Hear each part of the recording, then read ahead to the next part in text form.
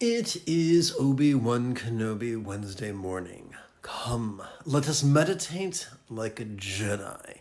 I would like to demystify an ancient Dzogchen aphorism. Emotions are just energy. Clearly that's not meant to be taken literally but figuratively, but that only makes sense if I remind you of that which you already know.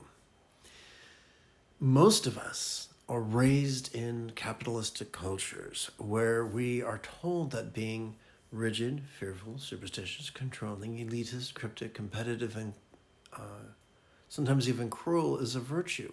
That's not always told us directly, but it is strongly inferred.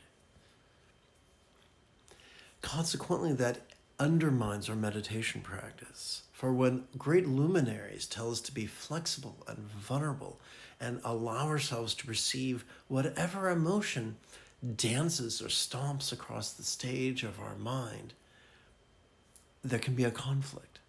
And the perfectionistic, the controlling aspect of us can say, no, I must not think bad thoughts, like the group X saying way back in the 80s when the crust of the earth was still cooling.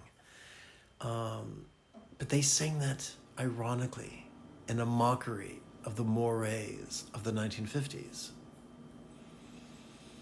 And yet, 90% of folks out there teaching meditation are rigid and controlling, and they invite us, no less demand that we do likewise. But I don't want to be like them. I don't want to be cranky. I don't want to be rigid. I don't want to be controlling. And if you're watching my talking face, you probably don't either. You see, in Buddhist meditation, virtue is not based upon what we perceive, but what we do with what we perceive. On the in-breath, if we maintain vulnerability, and during the exhalation, if we relax as best we can, then we will wind up processing what's going on. That's a good thing. But still, sometimes we feel such turbulent, perhaps rage or terror or regret, that it feels like it's bending the mind, folding it into an origami stork or some such thing. And so what we can do is, as we breathe in, and this is extremely useful for doing some brisk walking meditation. As we breathe in, we can silently and mentally recite energy.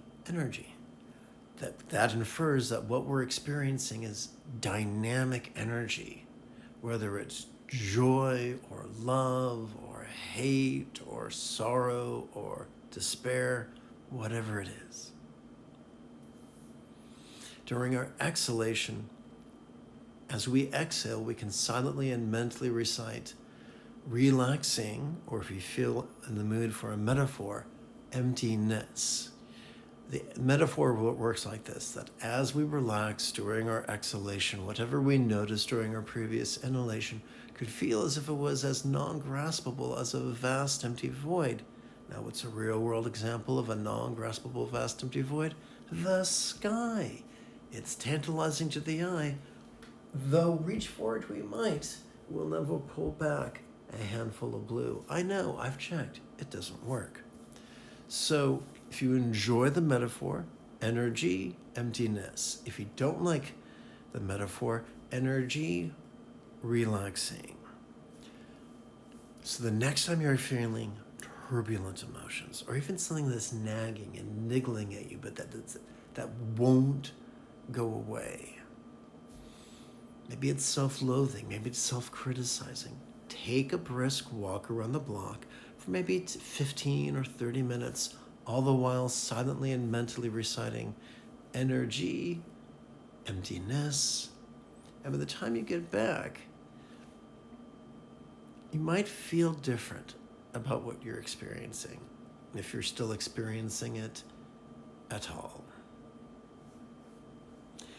If you wish to participate in my next live stream on the Tube app, check out the links on my homepage.